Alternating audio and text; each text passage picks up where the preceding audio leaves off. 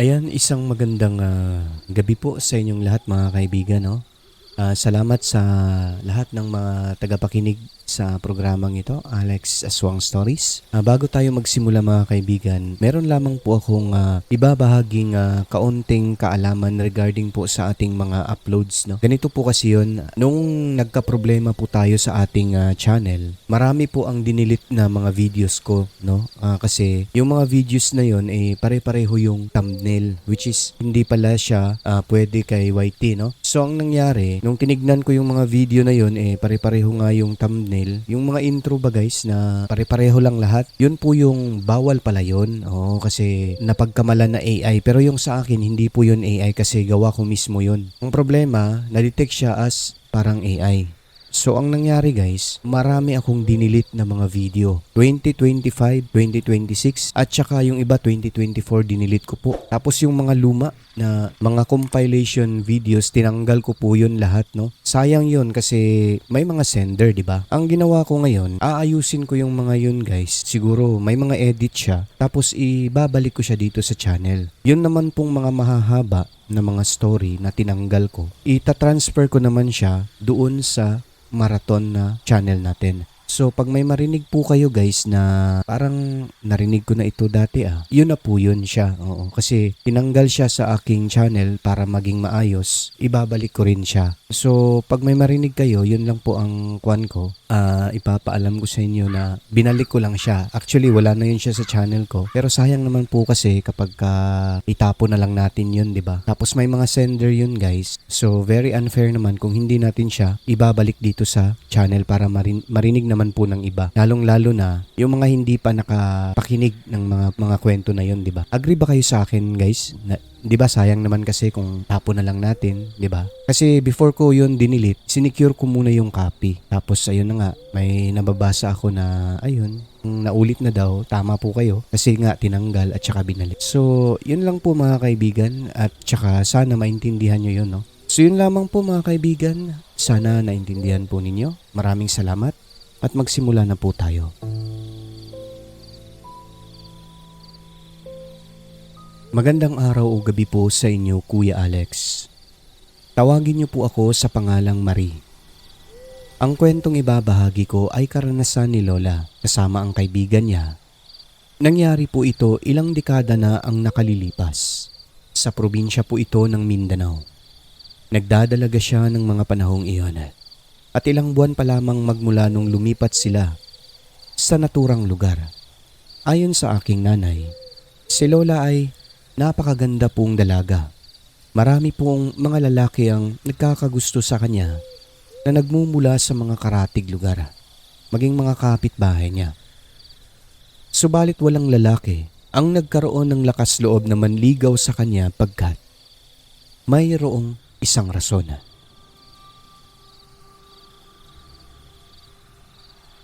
Naninirahan si Lola sa tinaguriang pinakadelikadong lugar. Usap-usapan noon na ang baryong yon, halos lahat daw ng mga nakatira ay marunong sa mga pangkukulam, pambabarang, mayroon din pong nanglalason. At eto, ang kinatatakutan ng lahat, ang mga aswang.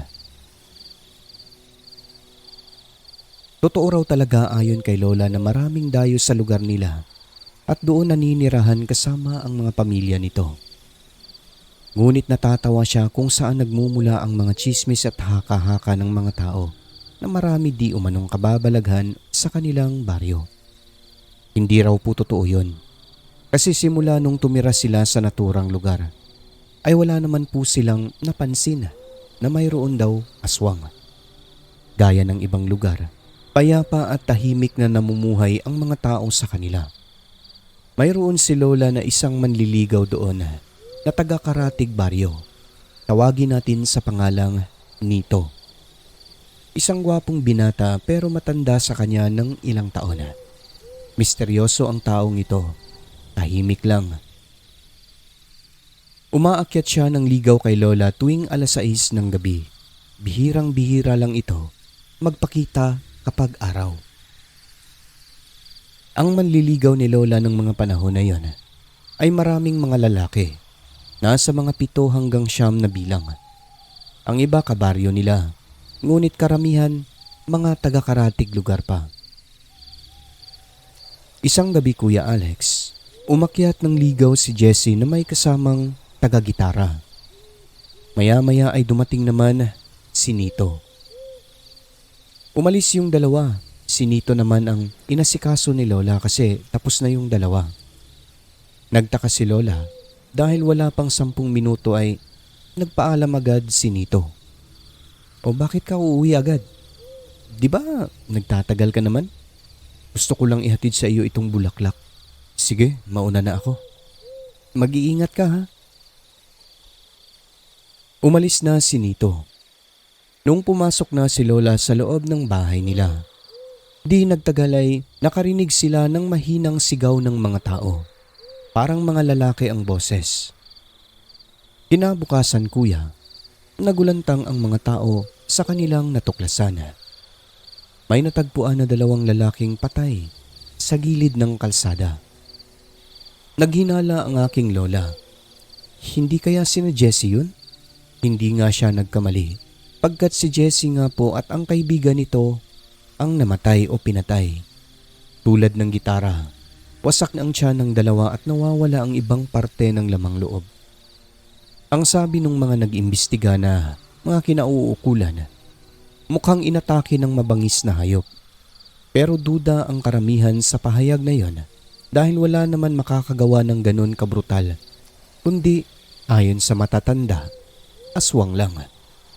At isa pa, bakit nawawala ang atay ng dalawa at halos tuyo pa ang katawan? Wala ng dugo. Pero kasi may nakitang mga balahibo na itim sa kamay ng 2 biktima. Parang balahibo ng aso. Isa raw palatandaan na lumaban sila sa kung anumang mabalahibong nilalang ang umatake sa kanila. Siguro hindi nila kinaya dahil malaki at maaaring napakalakas nito kaya tuluyan silang nalapa. Lumipas ang ilang linggo. Isang lalaking manliligaw na naman ni Lola ang inatake at pinatay. Parehong-pareho sa nangyari nung unang 2 biktima. Nawawala rin ang ibang parte ng lamang loob. Nang dahil sa sunod-sunod na pangyayaring iyon, ay naalarma ang mga tao kaya simula noon wala na masyadong lumalabas ng gabi sa baryo.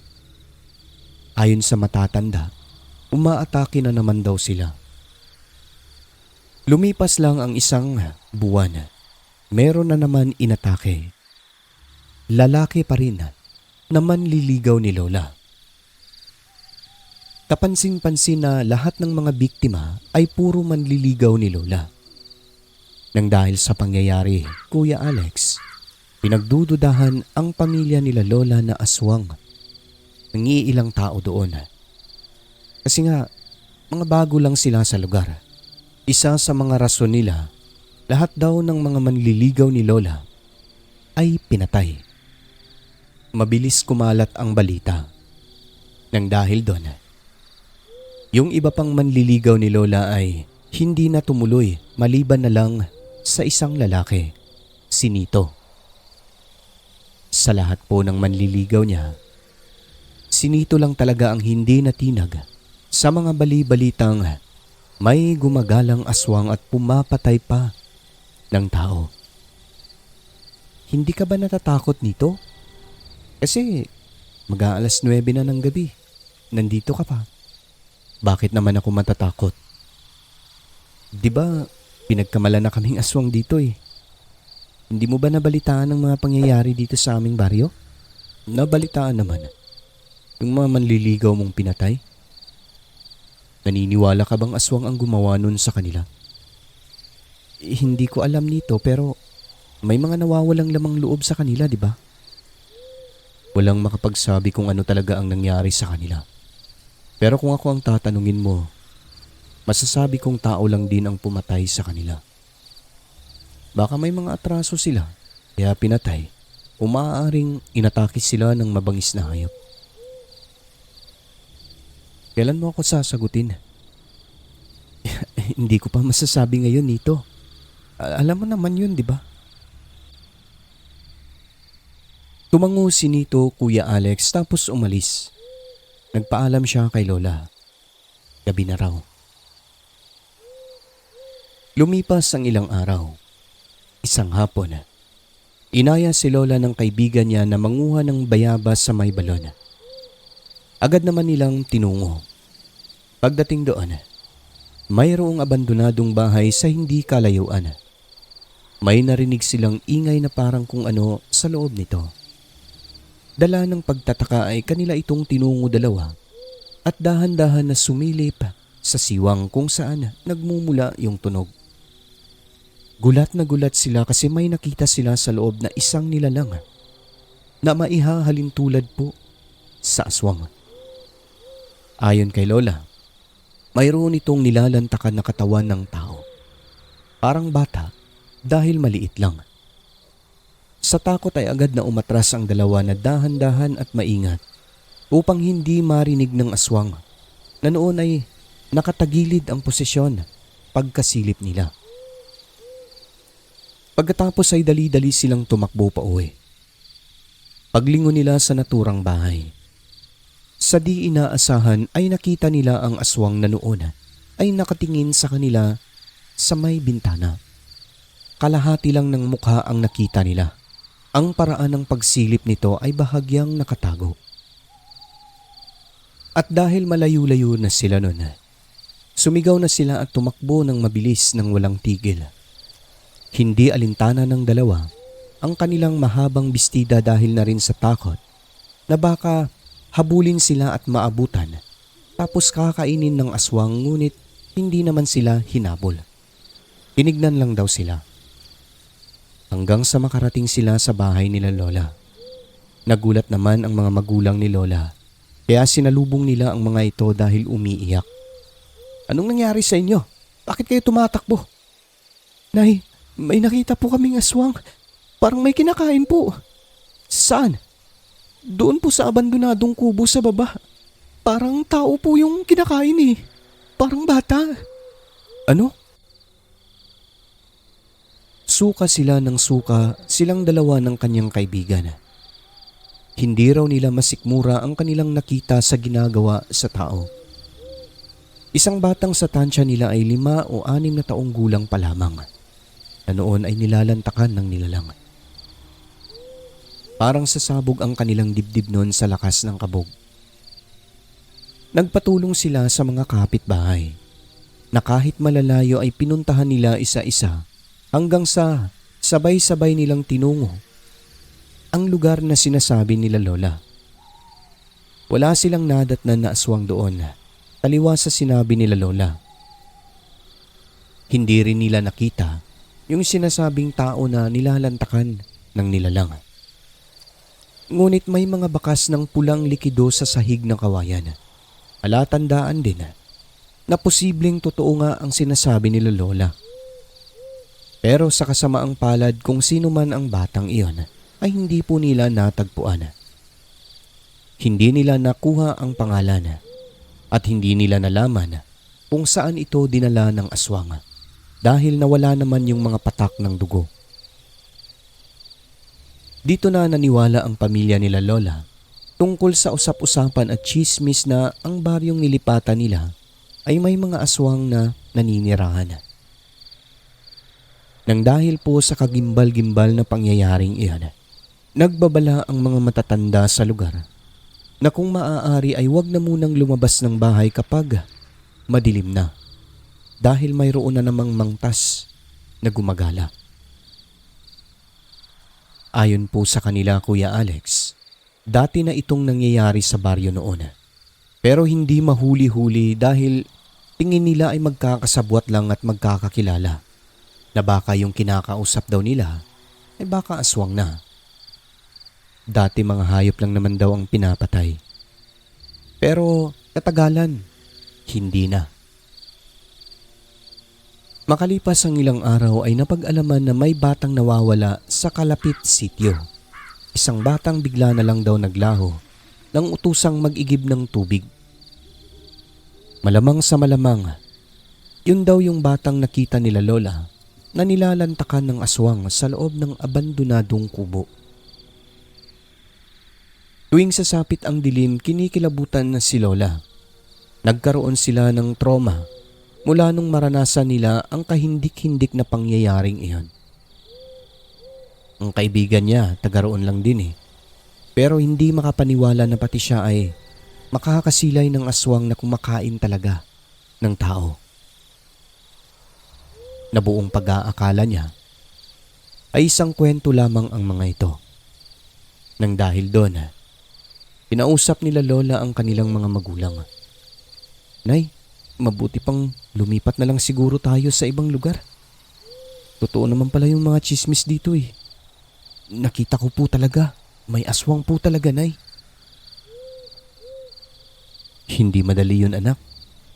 At saka, may mga kapitbahay naman tayo rito eh. Meron nga po pero ang lalayo naman po eh. Natatakot na ako dito, Nay. Sumagot ang kanyang tatay at sinabing, kung lilipat tayo, mahihirapan tayo. Alam mo namang hindi tayo mayaman. At isa pa, yung sinasabing aswang na yan, hindi yan makalapit dito. Tabi ng kalsada lang naman yung bahay natin eh. Huwag mo siyang isipin. Ang importante mag-iingat tayo. Huwag na lang tayong lumabas sa gabi. Tay, nakakatakot dito kahit na may araw. Hapon namin nakita yun eh. Naririnig ko ang mga chismis sa labas. Baka nagkukunwari daw tayo. Tayo naman daw yung mga aswang. Hayaan mo sila, anak. Mga chismosa lang ang gumagawa niyan. May mga nagsiselos sa'yo eh. Dahil marami kang manliligaw at maganda ka. Ikaw ang pinakamaganda sa lugar na ito. Huwag niyo na ulitin yung ginagawa niyong pagpupunta-punta sa mga masusukal na lugar. Para lang sa bayabas na yan. Opo, itay.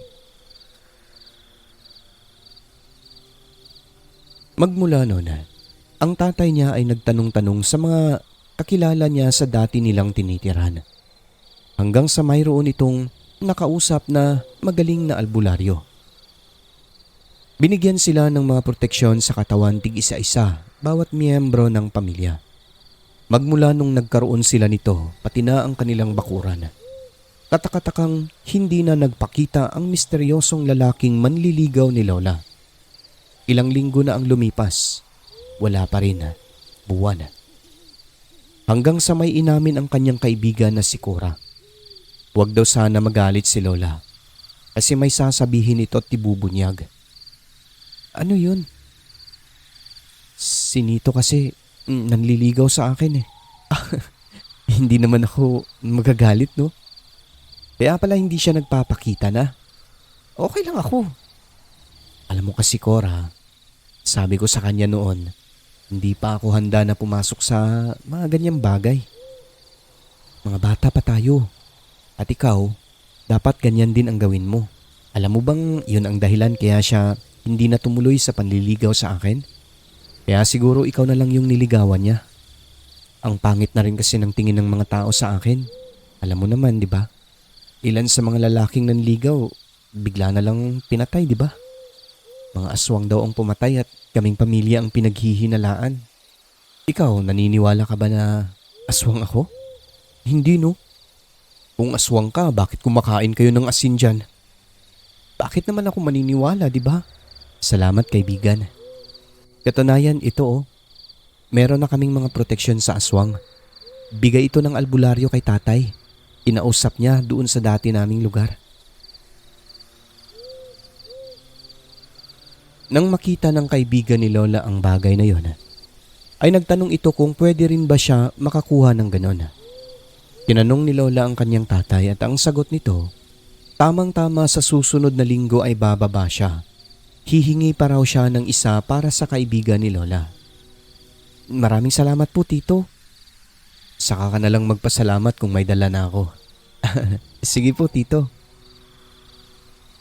Ayon sa kaibigan ni Lola, ninanais rin daw nila na magkaroon ng proteksyon sa kanila bilang paghahanda at pangtaboy na rin sa mga aswang na gumagala.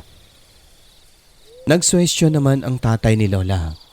Habang wala pa ang gamit na may karga, ay pwede silang gumamit ng mga bagay na pangtaboy sa mga aswang kagaya ng bawang at asin sa bahay. magpausok ng goma at kung ano-ano pang pamamaraan na ginagamit ng matatanda. Sumagot naman si Cora at sinabing susundin niya ang mga iyon. Makaraan ng ilang araw, nagkita si Lola at kaibigan niya sa dalampasigan. Nagkwentuhan sila ukol kay Nito.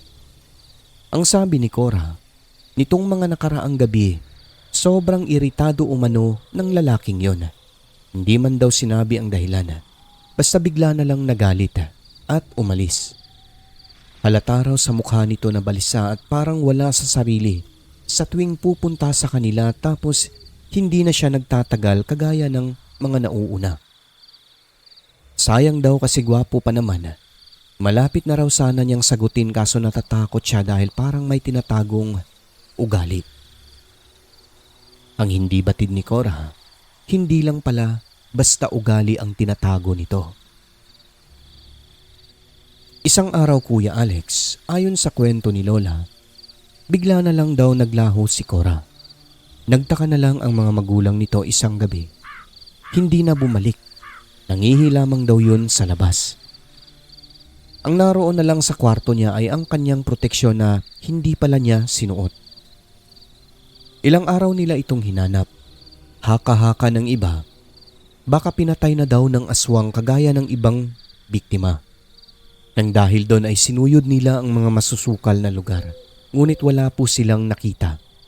Pati yung kuweba pinasok na ng mga tao pero wala naman doon. Pumasok sa isip nila na nakipagtanan na sa misteryosong lalaki na si Nito. Isa sa rason maging ito ay hindi na rin nagpapakita. Ngunit ang malaking katanungan, bakit kahit isang gamit walang dala si Cora, kaya napaka-imposible daw na makipagtanan ito. Nang dahil dito, hindi nila isinantabi ang isang posibilidad na maaaring nilapan na rin ito ng mabangis na nilalang. Dito na sila nagkaroon ng paghihinala kung sino ang aswang na gumagala at pumapatay ng mga tao. Paano kasi? Nang pinagtagpi-tagpi nila ang mga pangyayari sa baryo, ang natutumbok nila ay walang iba kundi yung mismong manliligaw ni Lola na si Nito. Una pa lang, pinatay lahat ng mga lalaking manliligaw ni Lola. Siguro ang nasa utak ng pumatay na iyon ay para masolo niya si Lola. Pangalawa, siya lang ang lalaking walang takot na gumala ng gabi kahit na meron ng nilapa ng mga aswang. Pangatlo, bakit biglang hindi nagpakita kay Lola mula nung magkaroon sila ng mga proteksyon sa katawan at sa bakuran pati sa bahay nila? Doon pa lang, nasasabi nilang may tinatago nga ito. Mula nung maglaho si Cora at iyong misteryosong taong hindi man lang nalaman kung taga saan, nawala na rin po bigla ang mabigat na pakiramdam sa lugar. Nawala ang takot dahil tuluyang naglaho ang aswang na madalas ay nagpaparamdam doon tuwing gabi. Ibig sabihin, posible raw talaga na si Nito ang aswang. Lumipas ang mahabang panahon, Kuya Alex, hindi na po talaga natagpuan ang kaibigan ni Lola kailanman. Pinagpalagay na lamang ng pamilya ni Cora na patay na siya, kaya ay pinagdadasal na lamang nila ang kaluluwa nito. Ngunit isang araw, Sir Alex, sa hindi inaasahang pangyayari, bigla na lang po nagkita si Lola at ang kaibigan niyang si Cora sa isang lugar na malayo na po sa dati nilang tiniran. Lumipat na po kasi sila Lola noon dahil hindi na po talaga sila kampante na manirahan sa lugar na iyon. Nagbukod na po si Lola ng sarili nilang tahanan ng kanyang asawa at ang napangasawa niya ay kaklase lamang sa elementarya. Namalengke ang lola ko noon ayon sa kanyang kwento. Nang sa di inaasahang pangyayari, nagkatagpo sila ng kaibigan niyang si Cora. Malayong malayo sa dating hitsura. Balot na ang katawan nito, maliban sa mukha. Nang makita siya ni Lola ay nakilala niya ito at agad niyang tinawag at hinawakan. Napaluha pa si Lola. Pero tinapik ni Cora ang kamay ni Lola at umatras. Doon ay nabigla si Lola. Nagkunwari pa siyang hindi niya kilala si Lola pero kilalang kilala talaga siya ni Lola. Hindi niya po tinigilan ang kanyang kaibigan. Matagal kang hinanap ng pamilya mo, Cora. Kausapin mo naman ako. Alam kong ikaw yan. Na kahit tinalikuran siya, ay sinundan siya ni Lola at kinakausap. Sa umpisa ay iniwasan talaga siya ng kaibigan. Takot na takot ito sa di malamang dahilan. Ngunit napaamin din ito ni Lola dahil hindi niya talaga nilubayan. Nakipag-usap sa kanya si Cora pero nakiusap na wag na lang siyang hawakan at wag lumapit ng husto. Nasasaktan daw siya. Pero bakit? Mahabang kwento. Kuya Alex, dito may inamin na ang kaibigan ni Lola sa kanya. Pagsasalaysay pa nito, kinidnap daw siya ni Nito at dinala sa lugar nito sa gitna ng kabundukan. Isang lugar na walang katao-tao at walang kabahay-bahay, walang ibang naninirahan. Ginawa raw siyang asawa nito sa pilitan. At gaya ng duda ng pamilya nila Lola, si Cora ay naging aswang na. Aswang nga si Nito. Siya ang pumatay sa mga karibal ni Lola noon. Siya rin malamang ang pumatay sa bata. Pero hindi ito umamin nang tinanong daw ni Cora. Ayon pa sa kaibigan ni Lola, si Nito umano ang uri ng aswang na kayang umatake kahit na may araw pa. Ilang taon daw silang naninirahan sa gitna ng gubat at sa kagustuhang maging katulad niya si Cora. Hinawaan niya ito ng pagkaaswang.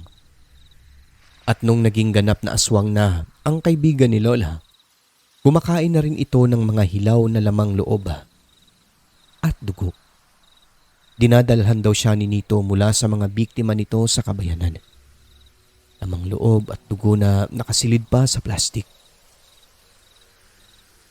Hindi naman daw araw-araw yun. Sa isang taon nasa mga 3 hanggang 5 lang. Minsan hayop daw ang kinakain sa gubat. Pero tulad ng mga tao, araw-araw ay kumakain din sila ng mga pagkain na walang asin. Pero kapag hindi na makayanan, bibiktima raw talaga si Nito kapag walang makuha na hayop sa gubat. Ngunit isang araw, ayon pa sa kwento ni Cora, hindi na nagpakita si Nito. Bigla na lang itong naglaho na parang bula. Kahit sa panaginip ay hindi na nagparamdam. May kutob ang kaibigan ni Lola na patay daw ng mga nanunugis ng aswang dahil may nabalitaan umano siyang mayroon umanong sinunog sa gitna ng gubat na isang aswang. Ilang buwan ang lumipas. Nagpasya si Cora na bumaba na lamang sa bundok at namuhay na mag-isa. Naging palaboy siya pero hindi katulad ni Nito na nambibiktima ng tao. Mga hayop lang daw yung kinakain niya. Minsan mga tira-tira ng mga kauri nilang aswang. Sinabihan siya ni Lola na umuwi na sa lugar nila at magpagamot kasi ng mga panahon na yon, marami nang manggagamot sa baryo nila Lola na magagaling. Ang iba mula sa Visayas, karamihan mga taga Mindanao, mga batikan umanong albularyo ang mga ito. Totoo rin yung mga kwento na baryo ng mga aswang yung tinirhan nila Lola dati. Pero malayo ito sa lugar nila Lola.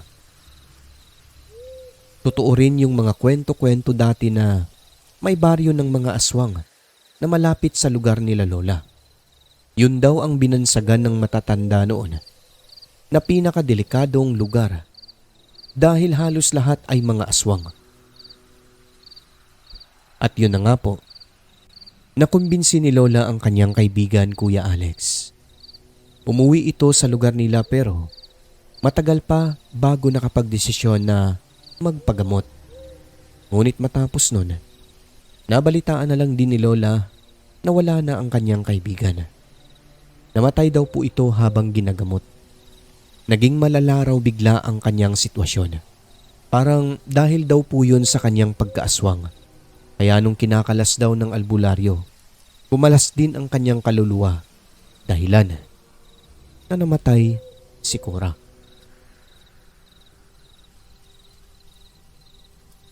Yun po ang mga kwento ng aking lola, Sir Alex, na talaga naman pong hindi niya malilimutan. Na kahit wala na si lola, ang kwento niyang iyon ay nanatili pa rin sa amin dahil totoo po ang kanyang mga kwento na iyon. Na habang nagkukwento siya noon, umiiyak si lola. Hanggang dito na lamang po ang kwento, Sir Alex. Maraming salamat po sa inyo. Kayo na po ang mag-ayos at sana ay magustuhan po ito ng inyong mga tagapakinig. Hanggang sa muli, Marie. At yun na po ang kwento ng ating sender, mga kaibigan, na si Marino. Sobrang nakakatakot ang karanasan ng kanyang lola. Tungkol naman po sa kanyang kaibigan, hindi siya pinalad kasi ayun nga ang nangyari sa kanyang buhay. Minsan ganun talaga may mga pangyayaring hindi natin inaasahan. At bago tayo tuluyang magwakas, mga kaibigan, syempre babatiin na naman natin ang ating mga members sa channel na sina Jeffrey Bunyad, Niles Gio, Chinhan, Stephen San, Cheng's Channel, and last but not the least si Rosare Jayarante. Ayan, maraming salamat po sa inyo. Sa mga gusto pang mag-join sa ating membership, click nyo lamang po yung join button dyan. At sa mga hindi pa nakapag-subscribe, inaanyayahan ko po kayo, mag-subscribe na po kayo. Nang sa ganun, updated kayo sa mga bago nating upload. Muli, taos puso po ang inyong lingkod na nagpapasalamat. Huwag kalimutang tumawag sa taas. I love you.